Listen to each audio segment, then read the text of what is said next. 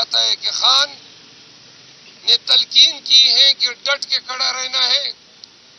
آگے بھی اگر یہ ظلم کے ہتھ کنڈے اور فسطائیت سے بھرپور کا رویہ کرتے ہیں تو خان کا حکم ہے کہ ہم نے بھرپور استقامت کے ساتھ ان کے ہر ظلم و جبر کا مقابلہ کرنا ہے. آپ سب کو یہ بھی واضح کر دیں کہ پاکستان تحریک انصاف اور ہمارے بانی chairman Imran Khan Bushra be be کے ساتھ روا رکھے گئے سلوک پہ انتہائی رنجش میں مبتلا ہیں. پوری پاکستان تحریک انصاف خان کے ساتھ یکجہتی کا اظہار کرتی ہے. یہی سپرنٹینڈنٹ جیل اسد وڑائچ نے اپنے ایک اسسٹنٹ سپرنٹینڈنٹ کے ذریعے بنی گالہ کو منی جیل میں تبدیل کیا ہوا ہے اور وہاں اپنے ہی گھر میں بشرا بی بی کے ساتھ انتہائی ظالمانہ برتاؤ رکھا گیا ہے. علیمہ آپا کی ملاقات ہوئی, آج بیرسٹر گور کی ملاقات ہوئی. جو ان کے زبان سے بشرا بی بی کی شکایات آئی ہے اس سے واضح ہے کہ ان کی خوراک, ان کی صحت دیگرگوں ہے, ان کو انتہائی ناقص غذا دی جا رہی ہے. ان کو اپنے گھر میں ایک کمرے سے باہر نکلنے کی اجازت نہیں ہے. جو میٹرسز ہیں ان کو تبدیل کرنے کی اجازت نہیں ہے.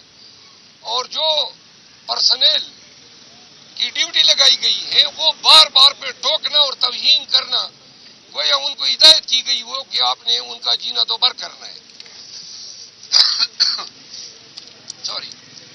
تو آپ کے توسط سے پورے پاکستان کو بتایا جا رہا ہے کہ بانی چیئرمین کو ذہنی پریشانی سے آگاہ کرنے کے لیے, ان کو رنجش میں مبتلا کرنے کے لیے ان کی اہلیہ کے ساتھ انتہا ناروا رویہ اسد وڑائچ نامی سپرنٹینڈنٹ جیل نے روا رکھا ہوا ہے.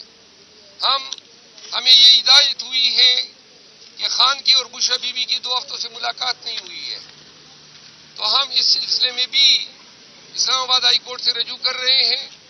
ہم 1843 کی پٹیشن سمیت کل ہی سپریم کورٹ سے رجوع کر رہے ہیں تاکہ اسمبلی کا اجلاس ہونے سے قبل سپریم کورٹ پاکستان کی سیاسی, جمہوری, آئینی اور قانونی تاریخ کے سب سے بڑے مقدمے کا فیصلہ 28 فروری سے قبل کر لے. انہی گزارشات کے ساتھ میں میرے دوست احباب پاکستان تحریک انصاف کے جو وکلاء ہیں آپ کے سامنے کوئی اگر سوال ہیں تو ہم. ایک بڑا متنازع فیصلہ کیا ہے, اس پر سارے جو علماء ہیں مذہبی جماعتیں اسٹینڈ لے رہی ہیں, آپ کا اس پر کیا اسٹینڈ ہے؟ وہ فیصلہ میں نے پڑھا نہیں ہے لیکن میں نے مولانا صاحب کا بیان سنا ہے. علماء جو ہیں وہ انبیاء کی ورثہ شمار ہوتے ہیں. اگر ہمارے جید علماء کرام جو ہیں انہوں نے قاضی فائز عیسیٰ کی اس فیصلے کو مسترد کیا ہے, جہاں تک میں نے سنا ہے, میں چونکہ وکیل ہوں فیصلہ دیکھنے کے بعد میں کوئی کمنٹ کر سکتا ہوں, لیکن جو سنائی بات ہے وہ یہ ہے کہ انہوں نے قادیانیوں کو اپنے مذہب کی ترویج یا تبلیغ کرنے کی اجازت دی ہے. ایسا کوئی مینڈیٹ سپریم کورٹ کے پاس نہیں ہے, نہ سپریم کورٹ ایسے فیصلے کر سکتی ہیں جو آئین سے متصادم ہوں. اور اس ضمن میں پاکستان تحریک انصاف واضح طور پہ علماء کے ساتھ ہوگی اور ان تمام قوتوں کے ساتھ ہم ڈٹ کے کھڑے ہوں گے جو خاتم النبیین کی شان میں کوئی بھی ہرزہ سرائی کرے یا کوئی اپنی بے دینی پھیلانے کی کوشش کرے. اچھا, آپ نے کہا کہ عمران صاحب نے ہمیں کہا کہ اگر ہمیں سیٹیں ریسٹور نہیں ہوتی تو ہم نے اپوزیشن میں بیٹھنا ہے, تو کیا آپ کو دے دیا گیا ہے کہ آپ نے اپوزیشن کریں؟ نہیں, ابھی تو ہم یہ توقع کر رہے ہیں کہ سپریم کورٹ میں جو کل ہم پٹیشن دائر کر رہے ہیں ان کی سماعت 28 سے قبل ہو جائے گی. پروت صاحب, آپ کے مختلف لیڈرز میں کوئی 140 سیٹیں کہتا ہے, کوئی 180 سیٹیں کہتا ہے, تو آپ لوگ آپس میں تعداد کیوں نہیں ملتی سیٹوں کی, اور اصل سیٹیں کتنی ہیں جو آپ کی؟ وہ کوئی کون ہے؟ آپ کا بھی 140 کی باتیں ہوتی ہیں, بیرسٹر گور صاحب نے 140 سیٹوں کا, آپ 180 کہتے ہیں. اپنی ہی بات ہوگی جو آپ نے ابھی اختراع کر لی. ہم نے تو 180 سیٹوں کی بات کی ہے, 140 کس نے کہا ہے؟ تھینک یو سو مچ.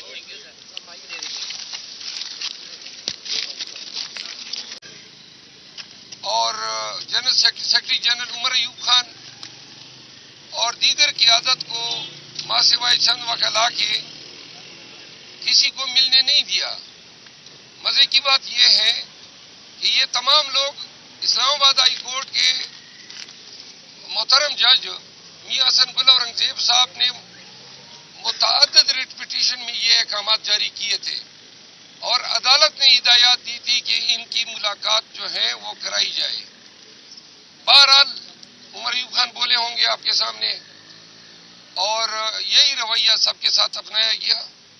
ہم اس رویے کی شدید الفاظ میں مذمت کرتے ہیں. میں خود اپنے تئیں سپرنٹینڈنٹ جیل کے خلاف توہین عدالت کی درخواست آج تیار کر کے کل جمع کروں گا تاکہ ہائی کورٹ کو ہم بتا سکیں کہ یہ شخص عدالت کے احکامات کو جو ہے مسلسل روند رہا ہے. اور آج جو ملاقات نہیں کرائی ہے اس میں 4-5 ڈفرنٹ ریٹ پٹیشن میں آرڈر جاری ہوئے تھے.